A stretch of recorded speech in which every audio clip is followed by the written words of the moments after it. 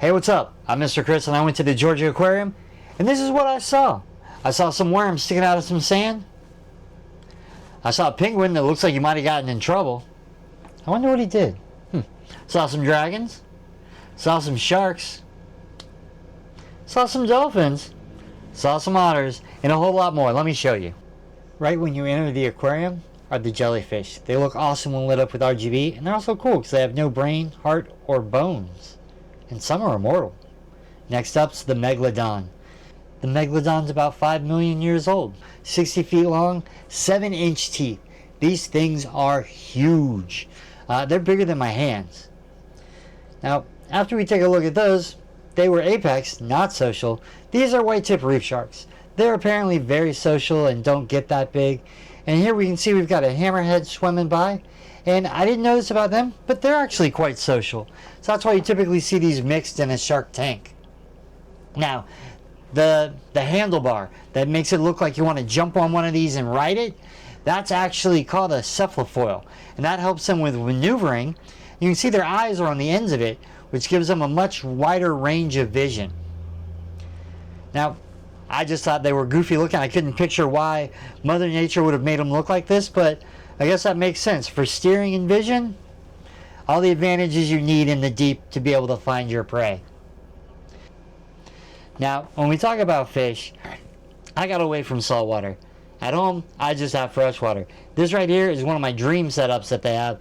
It's just a bunch of discus, but they're probably the most colorful fish you can get for freshwater that I've ever seen.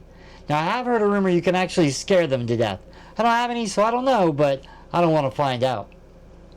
Another dream one, here's a magoo puffer. It's a freshwater puffer, but look at how big that is. You can't really tell, but that shoe in the shadow, that's probably the scale. I mean, the one behind it, that little guy, that's as big as I've ever seen one. The one in front's got to be 4 times bigger than one I've ever seen before. They're just a really cool, real looking freshwater puffer. Now, this is something I was not expecting to see. Dragons. Yes, apparently dragons are real and they live underwater. I don't know exactly what these things are. They really kind of look like a funky version of a seahorse. I mean, I would say this is a dream animal for me to keep, but I don't know. They look like they would be high maintenance and extremely fragile. And if that's the case, it's not the dream animal for my husbandry. But they are wicked cool, and I can definitely see where, like, dragons do exist in nature, so I wonder if that's where they came from. I doubt it, but maybe. Next we have some living dinosaurs. These are sturgeon. They're actually fresh / saltwater, brackish water. They can go in between the two. This is the first time I've ever seen a sturgeon petting tank. I don't know that fish like to be petted, but they can live to be about 100 years old. They can get about 20 feet long, so they're one of the largest freshwater fish out there. I did try and keep one, but they do like their water cold, 60 to 70 degrees. So you're probably, if you want to keep one at home, going to have to hook it up to a chiller, which is basically a fridge for aquariums. Then we've got the bat rays. These are typically available for you to feed and pet, and they do seem to not really mind it. They do seem highly food motivated. Now, these can be salt or freshwater. They do go in between, or salt and brackish water. They actually use those bat fins on the side to kind of dig in the sand and root around and look for food. And they have those kind of suction cup front mouths. They're definitely interesting to feed. So if you ever get a chance to feed them, it's worth it. They don't have teeth. They can't bite you. But they're definitely really neat. Now, these stingrays and the ones we're about to switch to were both actually confiscated at the airports here in Florida. Some in Miami and some in Orlando. Now, these are Amazonian stingrays, and these are actually the more picturesque stingrays. I actually had a freshwater stingray back in the day.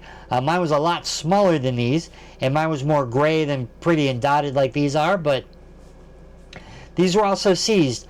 These go for a good amount of money. They can be anywhere from $650 to $1,800 to sky's the limit depending on patterns and shading.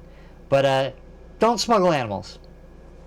Next, this is the main course, right? This is the underwater in the big aquarium where I'm hoping to see the manta rays and the whale sharks. But right now I'm just seeing a lot of water and some smaller fish. You know, a couple of bat rays in there. You got some sharks swimming around. Oh, there we have the elusive children's shoe. You will find that any place where there are children, where somehow someone managed to walk out of their shoe and not even notice. Well, hopefully they are able to come back and find that shoe. But while that shoe was distracting me, I didn't notice what was going on up above. Boom! The whale shark. Now, this aquarium actually has two whale sharks. One is 24 feet long and one is 26 feet long. They actually get much bigger than that. But as far as I know, these are the only ones in the U.S. that are in an aquarium. And there's their buddy. Well, I like to think they're buddies. The manta ray. He's a pretty big guy. I actually saw a huge one when I went to the Bahamas in the Atlantis Hotel. But manta rays are just so big and peaceful. It's kind of funny that like whale sharks being so big and crazy actually eat very tiny pieces of food. Basically baby little shrimps.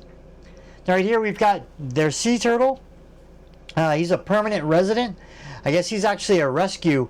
You can't see it from this angle, but he's missing his rear, we would call it driver's side if it's a car, rear flipper. So he can't go back to the wild, so he's a permanent resident here.